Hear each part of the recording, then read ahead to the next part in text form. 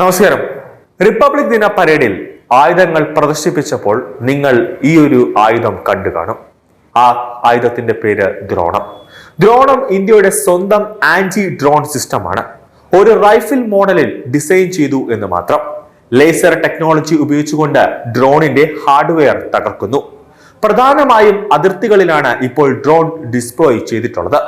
പഞ്ചാബ്, രാജസ്ഥാൻ, ജമ്മു കാശ്മീർ അതിർത്തികളിൽ ഈ അതിർത്തികൾ വഴി പാകിസ്ഥാൻ ആയുധങ്ങൾ മാത്രമല്ല മയക്കുമരുന്നും വ്യാജ കറൻസിയും വരെ ഇന്ത്യയിലേക്ക് ഡ്രോൺ വഴി എത്തിക്കാൻ ശ്രമിക്കുന്നുണ്ട്. മേക്ക് ഇൻ ഇന്ത്യ പദ്ധതിയിൽ ഇന്ത്യൻ കമ്പനിയായ ഗുരുത്വ സിസ്റ്റംസ് ആണ് ഡ്രോൺ നിർമ്മിച്ചത്. അമിത്ഷായുടെ പ്രശംസ പിടിച്ചുപറ്റിയ ഡ്രോൺ താമസിയാതെ കമേഴ്ഷ്യൽ വ്യവസ്ഥയിൽ നമ്മൾ നിർമ്മിച്ച് കയറ്റി അയക്കാനും പദ്ധതിയുണ്ട്. ഓപ്പറേഷൻ സിന്ദൂർ സമയത്ത് പാകിസ്ഥാൻ കോടിക്കണക്കിന് രൂപയുടെ ഡ്രോണുകൾ തിരമാല പോലെ ഇന്ത്യൻ അതിർത്തി കടന്നെത്തിയപ്പോൾ ദ്രോണം അടക്കമുള്ളവയാണ് പ്രതിരോധം തീർത്തത്. Comprehensive integrated border management system ആണ് ഇപ്പോൾ ഇന്ത്യയുടെ അതിർത്തി രക്ഷയുടെ മോഡൽ. അത് എങ്ങനെ വേണമെന്ന് തീരുമാനിക്കുന്നത്.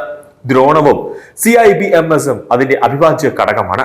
ഇന്ത്യൻ സൈന്യം 850 അപകടകരമായ കാമിക്കാസെ ഡ്രോണുകൾ വാങ്ങാൻ പോകുന്നുവെന്ന റിപ്പോർട്ടുകൾ പുറത്തു വന്നതോടെ വരണ്ടുപോയ പാകിസ്ഥാൻ അതിർത്തിയിൽ 30ഓളം ആന്റി ഡ്രോൺ സംവിധാനങ്ങൾ സ്ഥാപിച്ചിട്ടുണ്ട്. ഇന്ത്യ ഏറ്റവും വലിയ ആയുധമായ ദ്രോണ സ്ഥാപിച്ചതോടെ വട്ടുപിടിച്ച അവസ്ഥയിലാണ് ഇപ്പോൾ പാകിസ്ഥാൻ നിൽക്കുന്നത്. റാവൽകോട്ട്, കോഡ്ലി, ഭിംബർ സെക്ടറുകളിലാണ് പാകിസ്ഥാൻ ഈ ആന്റി ഡ്രോൺ സംവിധാനങ്ങൾ സ്ഥാപിച്ചിരിക്കുന്നത്. ഇന്ത്യ പാക് അതിർത്തി നിയന്ത്രണ രേഖയിൽ ഉള്ളതാണ് ഈ പ്രദേശങ്ങൾ. ഏത് നിമിഷവും ഓപ്പറേഷൻ സിന്ദൂർ 2 നടക്കുമെന്ന ഭയമാണ് പാകിസ്ഥാനെ ഡ്രോണുകളെ തകർക്കാനുള്ള സംവിധാനം തിരക്കിട്ട് സ്ഥാപിക്കാൻ നിർബന്ധിതരാക്കിയത്. മുറി പ്രദേശത്തുള്ള 12ാം ഇൻഫൻട്രി ഡിവിഷനും കോട്ട്ലി ഭിംബർ മേഖലയിലെ സേനാ ഭാഗത്തിന്റെ മേൽനോട്ടമുള്ള 23ാം ഇൻഫൻട്രി ഡിവിഷനുമാണ് ഈ ആന്റി ഡ്രോൺ സംവിധാനങ്ങളുടെ ചുമതല വഹിക്കുന്നത്. കാമിക്കാസെ ഡ്രോണുകൾക്ക് പുറമെ ഇന്ത്യ 1ാം ഓപ്പറേഷൻ സിന്ദൂറിൽ ഹരബ് ഡ്രോണുകളും നാഗശാസ്ത്ര 1 ഡ്രോണുകൾ എന്നിവയും സ്ഥാപിച്ചിട്ടുണ്ട്. റഡാർ സംവിധാനങ്ങളെ ആക്രമിക്കുന്നതിനാണ് ഇസ്രയേലിൽ നിന്നും സംഭരിച്ച ഹാപ്പി ഡ്രോണുകൾ പാകിസ്ഥാനിൽ ഓപ്പറേഷൻ സിന്ദൂറിൽ വൻ നാശം വിതച്ചത്. ശത്രു വ്യോമ പ്രതിരോധത്തെ തകർക്കാൻ പ്രത്യേക കഴിവ് ഹരബ് ഡ്രോണുകൾക്കുണ്ട്. ഉയർന്ന സ്ഫോടകാത്മകമായ ഒരു വാർ ഹെഡും ഇതിലുണ്ട്. ഒപ്പം ലക്ഷ്യങ്ങളെ സ്വയം കണ്ടെത്താൻ സഹായിക്കുന്ന ഒരു പ്രത്യേക റഡാറും ഇതിലുണ്ട്. ദൃഷ്ടി 10, അതോടൊപ്പം തന്നെ തപസ് എന്നീ ആളില്ലാ ഡ്രോണുകൾ ഇന്ത്യ പാക് അതിർത്തികൾ രഹസ്യ വിവരശേഖരണത്തിന് ഉപയോഗിച്ചിരുന്നു.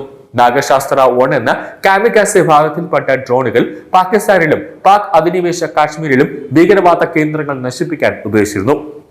1 കിലോഗ്രാം വരെ സ്ഫോടക വസ്തുക്കൾ വഹിക്കാൻ ശേഷിയുള്ള നാഗശാസ്ത്രയ്ക്ക് 30 കിലോമീറ്റർ വരെ ഉയരത്തിൽ പറക്കാൻ സാധിക്കും. ലക്ഷ്യസ്ഥാനത്ത് 2 മീറ്ററിനുള്ളിൽ കൃത്യം നിർവഹിക്കുമെന്നതിനാൽ അനാവശ്യ നാശം ഉണ്ടാകില്ല. GPS-കൾ ഘടിപ്പിച്ച ഡ്രോണുകളായതിനാൽ നാഗശാസ്ത്ര 1-ന് കൃത്യത കൂടും. ഇന്ത്യ 2024-ൽ US-ൽ നിന്നും വാങ്ങിയ 1000 മുതൽ 2000 കിലോമീറ്റർ വരെ ഉയരത്തിൽ പറക്കാൻ ശേഷിയുള്ള ശത്രുവിന്റെ ലക്ഷ്യസ്ഥാനങ്ങൾ കൃത്യമായി കണ്ടെത്തി നശിപ്പിക്കാൻ ശേഷിയുള്ള MQ-9B-യും ഫലപ്രദമായിരുന്നു. ഇസ്രയേൽ ടെക്നോളജിയിൽ ബംഗളൂരിലെ ആൽഫ കമ്പനി നിർമ്മിച്ച സ്കൈ സെക്ടറൽ എന്ന കാമിക്കാസെ ഡ്രോണുകളും പാകിസ്ഥാനിലെ ഭീകരവാദ പരിശീലന ക്യാമ്പുകളിൽ വലിയൊരു നാശം വിതച്ചിരുന്നു. ഇസ്രയേലിന്റെ സഹകരണത്തോടെ നിർമ്മിച്ച ഹെറോൺ ഡ്രോണുകളും പാകിസ്ഥാനെ മാരകമായാണ് മുറിവേൽപ്പിച്ചത്.